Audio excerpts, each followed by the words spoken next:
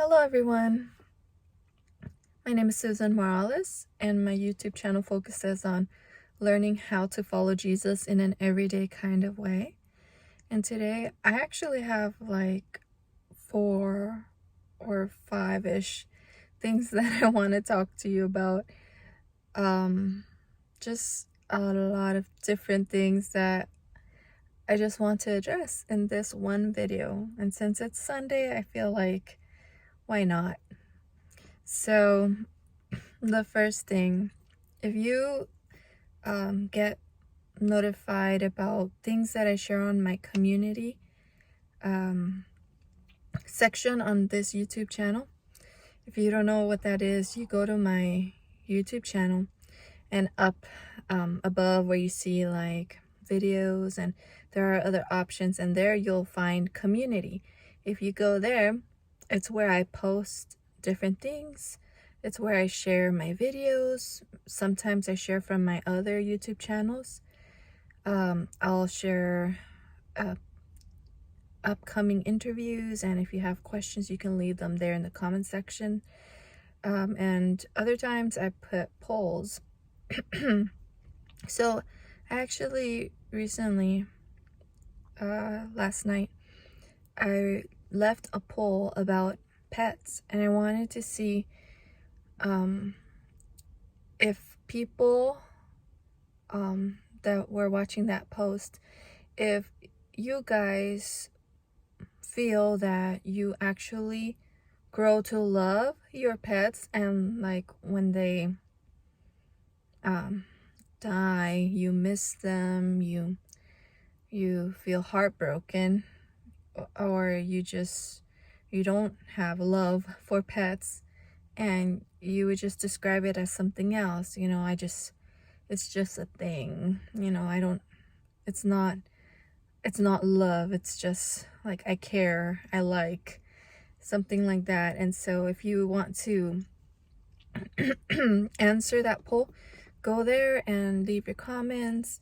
I'd like to know what kind of pets you have and your comments on that. So the reason I brought this up was because I'm not sure if some of you saw, I had shared on that community section a blog a couple of months ago where we had lost our first fish in the family. It was a glowfish, betta fish, and we were really torn by it, and so we were just kind of preparing ourselves for the next one, because we had two. So the second one died. It was yesterday in the morning. I went in and I'm like, oh, he's not in his usual spot. So yeah, saw that he wasn't his usual self. Had a little kind words in a little box, and just buried him next to the other fish. And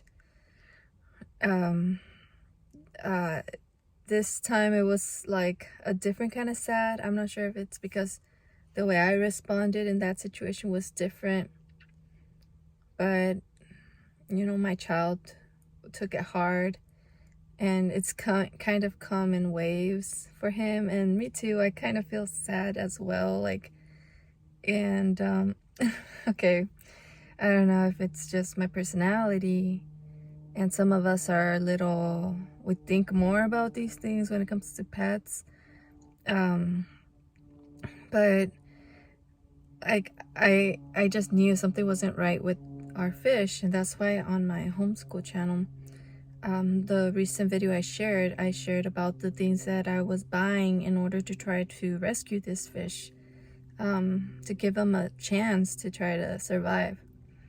And I had bought like a few things, so I knew it was coming, and for whatever reason, I remember like one of the nights, like going to feed him, seeing that he wasn't coming for his food, wasn't really responding anymore. So I remember telling him that I loved him, and so when he died, I felt like I had closure with that little fish. And so, like, it just got me thinking, like, why do we experience these feelings for animals, or for pets? We have 2 cats. We love those little guys. We do things for them. We love them. We care for them. And it got me thinking, like, is this the way God intended and designed us and created us, in order to be capable of loving not just our neighbors, our human neighbors, but our animal neighbors as well? Like, why did God make us capable of loving an animal, a pet? Why are we not, like, why don't we compartmentalize the feeling of love towards animals? Why aren't we just kind of like robots when it comes to animals? Why do we even take care of animals, pets? So I was just trying to think, okay, does the Bible have anything to say about, like, love and animals, pets? And I thought, okay, a couple of places. There's a place where David had sinned and taken another man's wife for himself, having an affair with her. And so God sent a prophet to come and talk to him. And he gave the example of, this family had this little sheep, and they loved it, and it was like the only one that they had. And pretty much, like, the story, that visual is like, it makes me feel like, oh my gosh, that's like a little pet, right? That's like, you love that little animal so much. But then that evil person came, and someone that had a bunch of animals, came and got that one, and I think it says something like, and ate it. And so David got really angry, and then the prophet was like, well, that's you, in reference to how you have, like, all these, like, wives already. You have so many things. You are a king, and yet you took away the one precious thing that this man had, and so I thought it was interesting how God used, like, a little animal and people to help even David to realize how wrong something is. And then I thought, okay, well, Jesus also gave an example and helped us to understand how he is the good shepherd. Gave us that one parable about the good shepherd, about how he doesn't just, he's not careless, right? But he takes good care of the sheep, and he protects the sheep with his own life. And about how he left the 99 sheep and he went after that one, and once he found him, it just describes the way he cared about it and put it over his shoulders and all of that. So there's like these feelings that we can relate to, that we can understand, that God used. And then there's one more that comes to my mind. Maybe you think of others and you can write those on the comment section, because I'm really curious. The one where Jesus wasn't responding to the woman that was asking for her daughter to be healed. So the woman responded in response to Jesus. I believe Jesus gave her what she needed in order to respond the way that she did, which was in essence, she was saying, hey, our pet dogs, they eat the crumbs that fall off of the table. and that. So she was like asking, hey, I'm not who you were sent to minister. You were sent to minister to Israel. And, we know the time is coming when the Gentiles would receive this bread, so to speak. But she said, like her daughter herself, she is like that little pet dog that she is hoping to receive the crumbs. She's hoping to receive a miracle as Jesus is making all these miracles in Israel.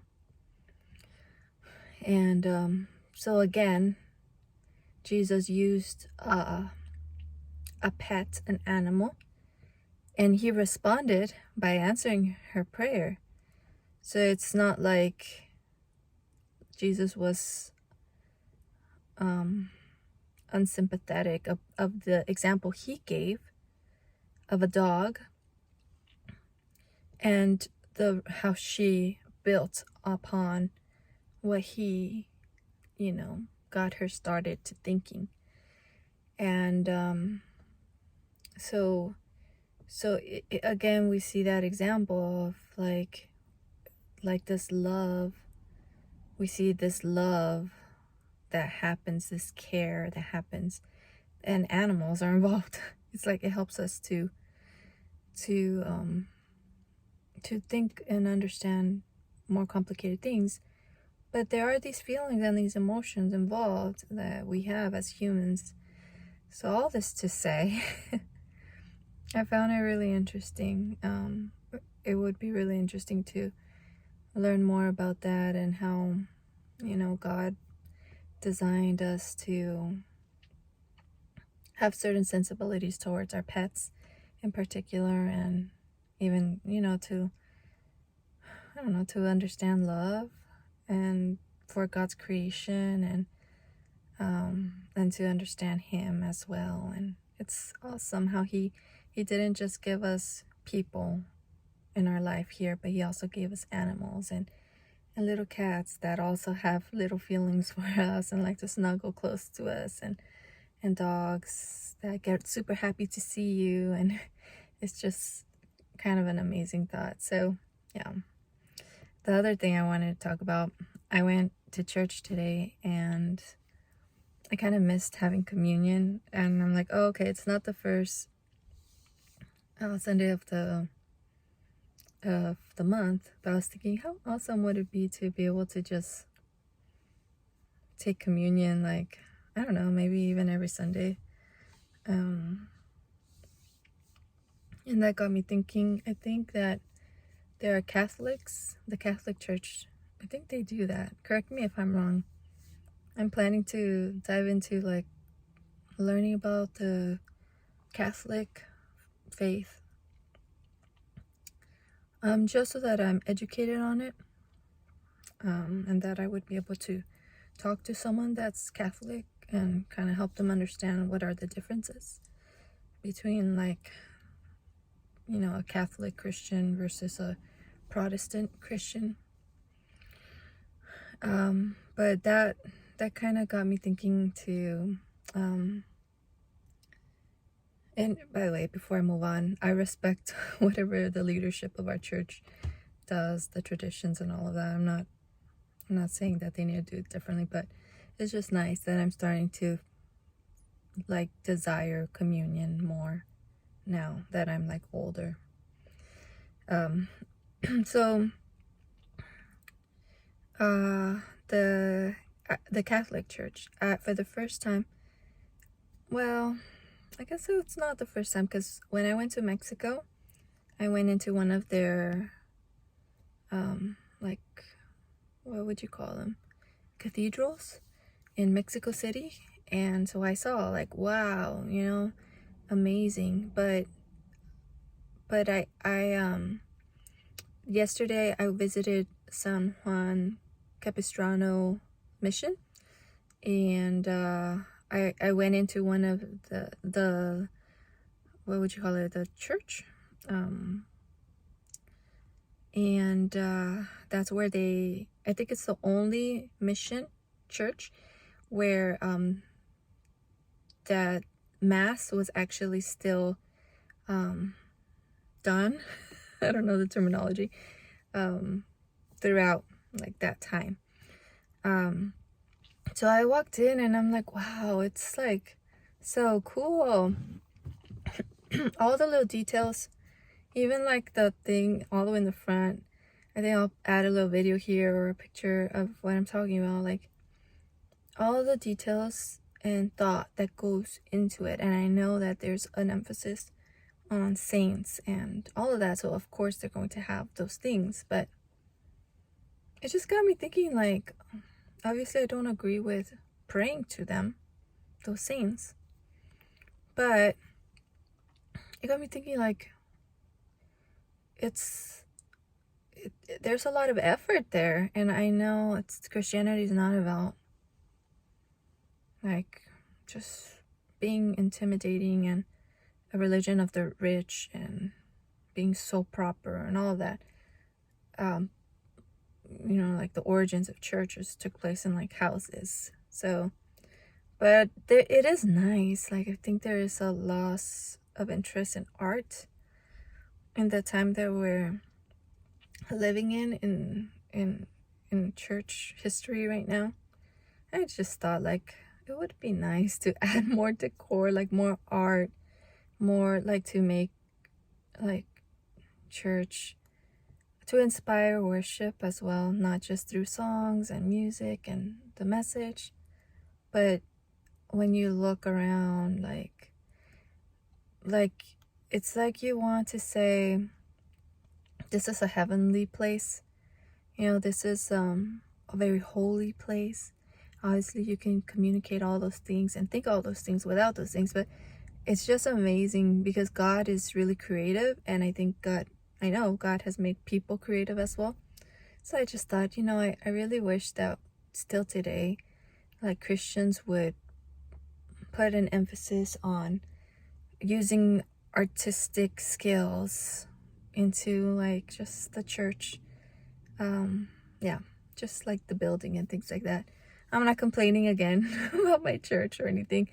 I'm just sharing with you that I was like taken aback by that experience of entering into like this place where they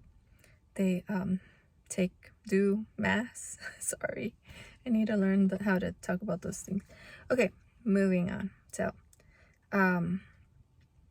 there was the last thing there is just something that I like sharing on my channel, because I know that I have the experience of being a YouTube viewer, and I have a slight experience of being someone that creates content on YouTube as well.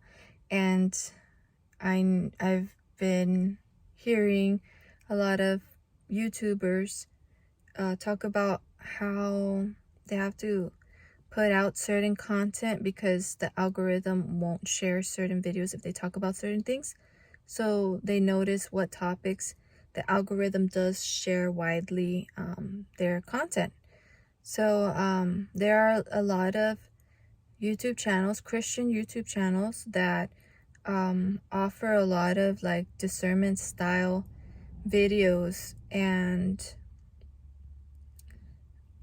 I like to share with you viewers that watch this video. I like to share like what I've learned, having been someone that has been watching those videos for over like at least 2 years. Just kind of the places that those kind of things can take you mentally, spiritually, and I want to warn you and empower you as well as a believer, and maybe as a non-believer, like just inform you about like just that all Christians are not like that, that they don't all believe whatever someone who's saying that they're a Christian, those are their views. Like, no, there's a lot of diversity within Christians. So one thing that really got me into having like fear and making me feel like maybe I need to go to a church that doesn't play certain songs are videos that Christians have shared warning about Bethel. Bethel is a church, and apparently it's like really like charismatic. So on YouTube, you will find a lot of different Christians. Some Christians are like, yeah, they're doing great. They have a lot of faith. They're praying. They're doing really different things. But, I disagree with them. But some of the things that they teach, I definitely think that's unbiblical. But overall, they're Christians. And then you have another, and usually those are other charismatic Christians that are like, I disagree with them. I don't agree with anything. I have concerns. But, for example, we can sing songs about Bethel because that's another thing. Okay, then you have this other camp where I was listening to this camp mostly, where I didn't know that they were cessationists. And so they're like the opposite of charismatics, Pentecostals, Assemblies of God. Like they believe in the gifts of the Spirit, that they're still at work today, that God uses people for healing, for that people speak in tongues, things like that. And then the cessationists believe, I'm just gonna put it simply, that that type of Christianity ended, and that God only speaks through his word, that it's not like God can continue to speak through people, because they take it as, well, then in that case, then the Bible is not done, because God is still speaking, and how come we're not writing those things down? And obviously that's not what is meant or claimed by these guys over here, unless they're really strange and they believe that they actually need to be included in the Bible, which is not Christianity. But so I would hear videos of theirs, like discernment videos, saying, oh, you should like cover your ears or pray, or you should leave that church. It's like not even Christian music when you hear those songs by this church, and they're doing this and that and that. And then so it brought a lot of fear in me, to the point that I didn't want to hear any Bethel songs, because I'm like, hey, it's the same church and maybe they mean something else. I'm singing something thinking that it means a certain thing, but they might mean it a different way. So even today, like, I still have that like in the back of my mind, like, should I listen? And then I had to catch myself, like, wait, no. In this Christian walk, we can be confident that we are not alone. It's not us and the Discernment YouTube channel here keeping us safe from those weird guys over there. No, the Holy Spirit is inside of me. I have the Bible. I'm learning from my pastors. I can read about theology, and I can learn about different religions, how different views, so that I can be aware if those things are popping up, for example, in Bethel and all of that, and you remove the fear, and instead you edify, like you remove the fear. Instead, you embrace discernment, and you don't have to rely on discernment ministries online to tell you how to think, but you yourself, you're edifying yourself by, constantly being in the Word, being in prayer, the Holy Spirit, growing you and teaching you new things, and educating yourself. And so there's that emphasis that I want to empower you with. as someone that you are not in the discernment ministry on YouTube, you are capable of thinking through those things and discerning those things because you have the Holy Spirit to guide you. So you don't have to be afraid. Like, I felt I was afraid and I was like really upset. And here's the last point. So I believe that although there are good, well-meaning Christians on YouTube, some might be motivated by the algorithm to create content about that. Some people may even be dishonest or very, very irresponsible journalists. Okay, they don't research it. They just go based off of what they heard this other person say or this other person. So for a long time, I thought a certain person was like, oh, stay away from that Christian, dangerous. And I didn't even understand why, but I'm like, oh, my favorite YouTube channel said to stay away from them. So I'm like, I'm going to keep that name in mind and, be careful with that. And come to find out, I go and I listen to this person speak in their own words about those things that were brought against that person.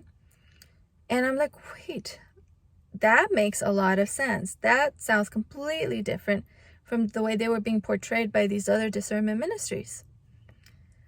And so that's what I feel is dangerous about discernment ministries. Sometimes they even make fun of these people because I think it's because they just think that they're so right about their views about cessationism, about just the way things are done, the songs that you should sing at church, and oh, it's all emotionalism or whatever. Like, whatever their perception of Christianity, they think that's what it should be. Then all of a sudden they judge all the other Christians. They don't think that those Christians, that they're a part of the body and that they need those Christians.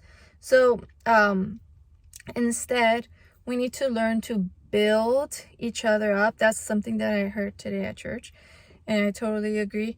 We need to build instead of tear down. So when we are confronted by, oh, did you hear about this church that they believe these certain things, like Bethel? We need to be like, let me go and check it out. Let me go listen to their latest sermon. Let me go see if they responded to that. First of all, right? Fact check if that's even true. And then keep in mind that it's not just, oh, I need to stay away from them because they're dangerous and they're going to like mess me up like on my walk with God. No, they're not a threat. They're not a threat to you. I mean, you may think they're a threat to others, but at the end of the day, God, do you think that God is not capable of bringing people out of deception, And before you say, well, God is using these ministries, discernment ministries, to bring people out of deception, how do you feel about the people that are in deception? And be careful, because if you're overconfident about what secondary issue you believe you are correct about, be intellectually honest and humble enough to recognize that you could be wrong, and that you shouldn't be overconfident about that. Like, be confident in your position and live according to that, according to your conscience, according to what you've studied, and you're convinced that that's true. But you're not God. You don't know with 100% certainty. So be compassionate, be merciful in the way that you think about all of those people that you believe are in deception. And think of how God could use you to edify those people. How can God use you to reach those people? Is he going to use you by making fun of those people? Obviously not. We need to be careful with our words, with This was also in today's message at church, and it really hit home because, like,